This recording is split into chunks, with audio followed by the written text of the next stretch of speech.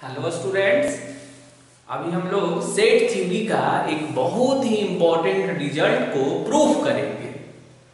और ये रिजल्ट इस तरह से है कि कैपिटल बी और कैपिटल सी कोई 3 सेट्स है, तब मुझे ये प्रूफ करना है ए माइनस बी ये माइनस है, इसे हम सेट का डिफरेंस कहते हैं, 2 सेट्स का डिफरेंस।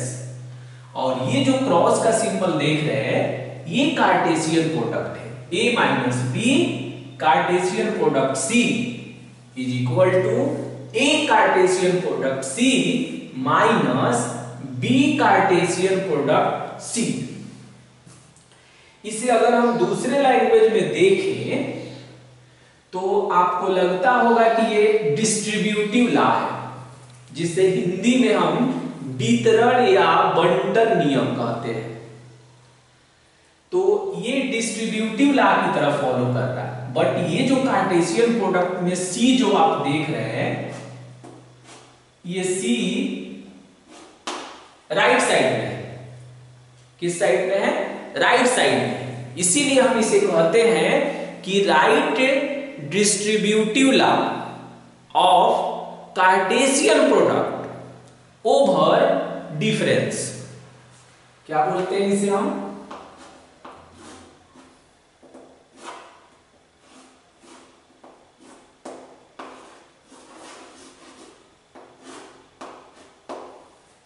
राइट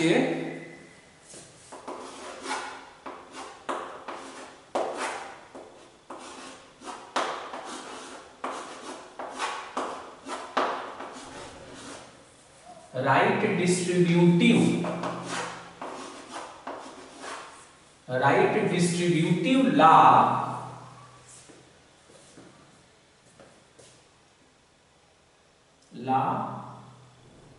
यहां लिख देते हैं ऑफ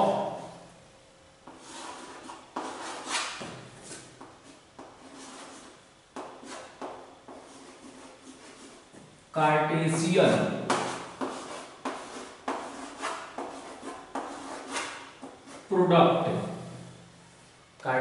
प्रोडक्ट ओवर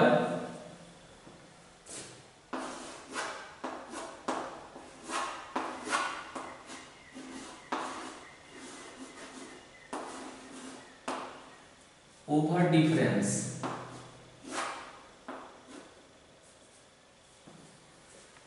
क्या लिखा हुआ है?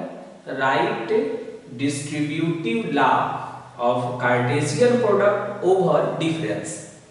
अब देखिए इसे बोलते कैसे वो है कि राइट डिस्ट्रीब्यूटिव लॉ है of Cartesian product over difference. ये बहुत ही सिंपल प्रूफ है। तो देखिए ये जो C आप देख रहे हैं कार्टेशियन प्रोडक्ट C, ये RHS में A माइनस बी जो देख रहे हैं, तो ऐसा लग रहा है कि कार्टेशियन प्रोडक्ट C से ये दोनों अटैच हो गए। A कार्टेशियन प्रोडक्ट C जिसे हम कहते हैं C से दोनों में मल्टीप्लाई कर दिया गया है, ऐसा फील कर रहा है। बट ये मल्टीप्लाई कोई ऑर्डिनरी मल्टीप्लिकेशन नहीं है, ये सेट का कार्टेशियन प्रोडक्ट है। और दूसरी एक और बात इंपॉर्टेंट है यहां पर कि 2 सेट का डिफरेंस हम निकाल रहे हैं यहां पर। तो कुछ बातें हम आपको रिमार्क में यहां बताएंगे।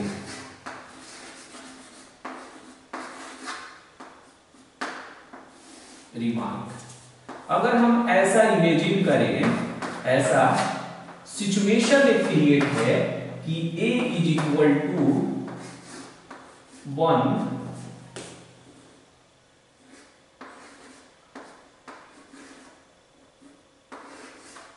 1 3 5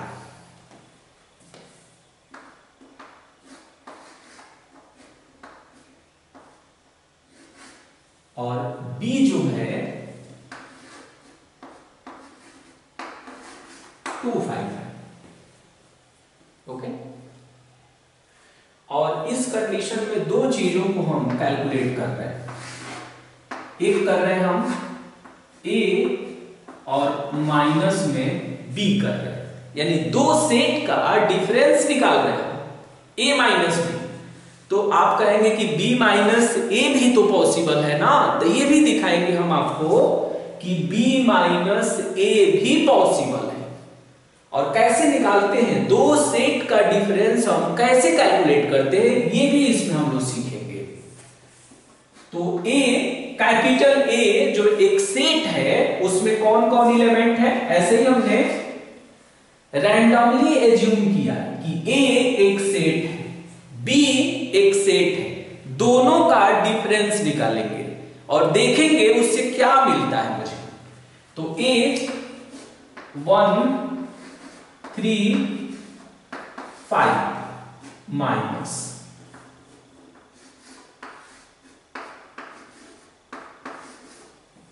B 2 5, B में कितना है 2 5, दोनों में क्या मैच किया, तो दोनों में 5 मैच कर गया। दोनों में जो कॉमन होगा उसे आप कैंसिल कर देंगे, तो कर दिया हमने कैंसिल। उसके बाद क्या करेंगे कि पहले वाले सेट में, क्या बोला मैंने कि पहले वाले सेट में जो एलिमेंट बच जाएगा उसे हम लिख देंगे। तो पहले वाले सेट में क्या बच गया 1 3, तो यहां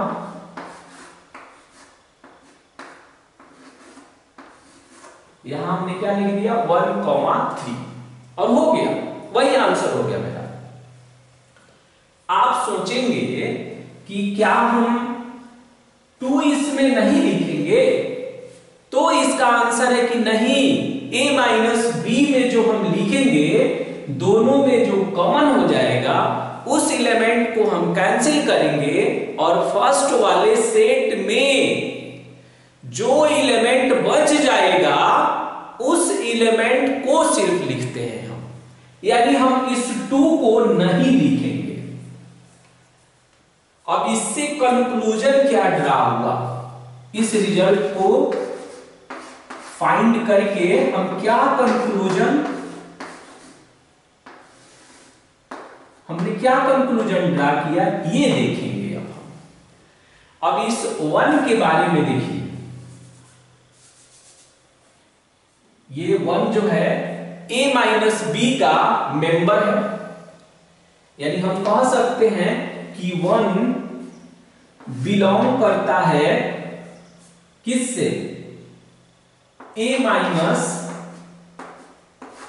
बी से, या यूं कहें कि 1 a माइनस बी का मेंबर है। तो कहता है कि इससे ये कंक्लूजन आता है कि 1 a का मेंबर है, बट एंड लिखा हुआ है 1 b का मेंबर नहीं। सोचिए थोड़ा जरा इस बात, क्या कहा हमने,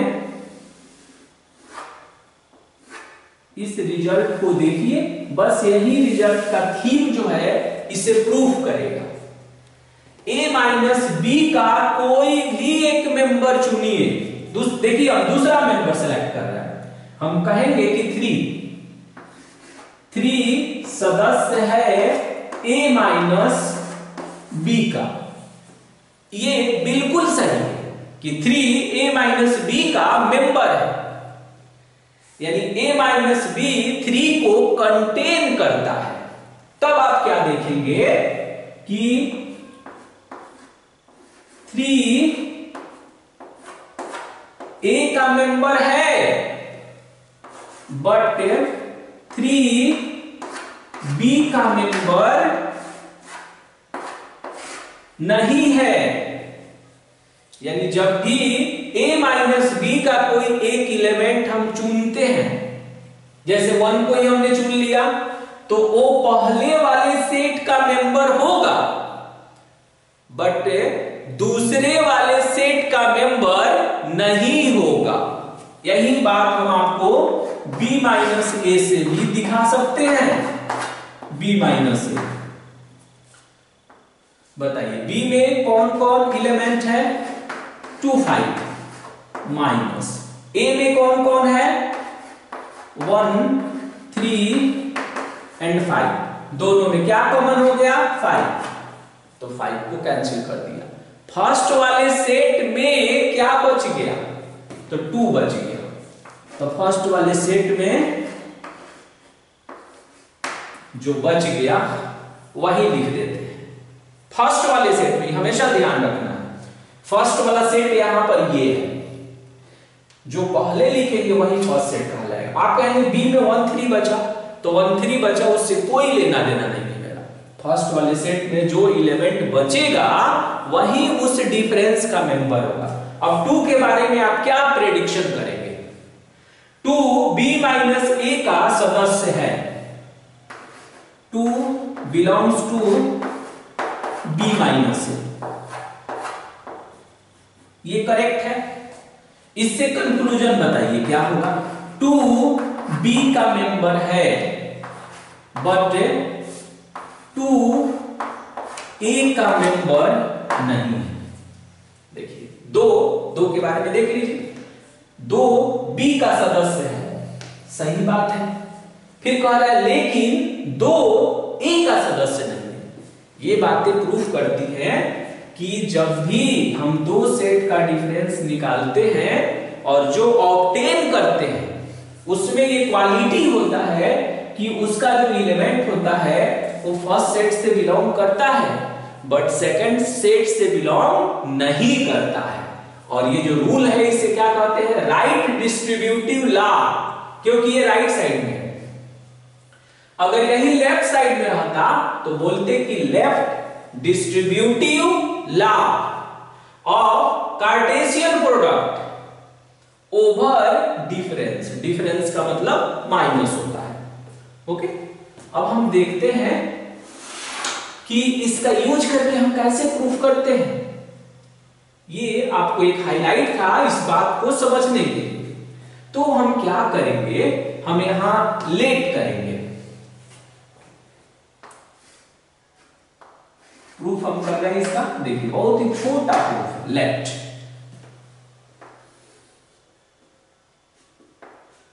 अब देखिए a माइनस बी है, दो सेट का डिफरेंस है, तो दो सेट का जब हम डिफरेंस निकालते हैं तो जो आता है वो भी एलिमेंट का सेट होता है। तो ये एक सेट है और ये भी एक सेट है, दोनों को जब हम मल्टीप्लाई करेंगे तो सूप आएगा। क्या आएगा? Soup. Soup means set of ordered pair, यानी यहां पर इसके एलिमेंट को जो इसको जब हम सिंप्लीफाई करेंगे तो इसका एलिमेंट कुछ इस स्टाइल में आएगा, ऑर्डर्ड पेयर के स्टाइल में आएगा। तो हमने मान लिया, लेट किया कि x, y बिलोंग करता है a minus B and Cartesian product C। तो क्या पढ़ा हमने कि इसमें ये फीचर होता है कि जब कोई एलिमेंट हम लेते हैं तो पहले तो इस तरह से हो गया, तो उसकी बात हम लोग नेक्स्ट स्टेप में करते हैं। तो ये एक ऑर्डर्ड पेयर है और ऑर्डर्ड पेयर इससे बिलोंग करता है। तो इससे क्या कंक्लूजन निकालेंगे कि पहला एलिमेंट पहले सेट से बिलोंग करता है, और फिर कॉमा दूसरा एलिमेंट दूसरे वाले सेट से बिलोंग करता है। जब भी हम ऑर्डर्ड पेयर लेते हैं तो फर्स्ट कंपोनेंट फर्स्ट सेट से, ये फर्स्ट सेट है, सेकंड कंपोनेंट सेकंड सेट से बिलोंग करता है। अब उसका यूज आ गया, इसका हम लोग ऑलरेडी पढ़े हुए हैं। कार्टेशियन प्रोडक्ट को हम कॉमा से लिखते हैं। कहीं कहीं देखेंगे कि बहुत सारे राइटर इसको एंड भी लिख देते हैं, तो वो भी सही है लिखना, वैसे भी लिख सकते हैं, बट थोड़ा कंफ्यूजन हो जाता है, इसलिए कॉमा बेस्ट ऑप्शन है। अब देखिए x बिलोंग करता है a माइनस बी से, क्या कंक्लूजन ड्रा करेंगे? इससे कंक्लूजन ड्रा करेंगे कि डेफिनेटली x a का मेंबर है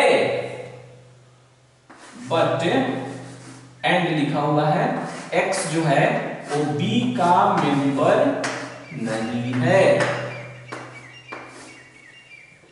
फिर यहां कॉमा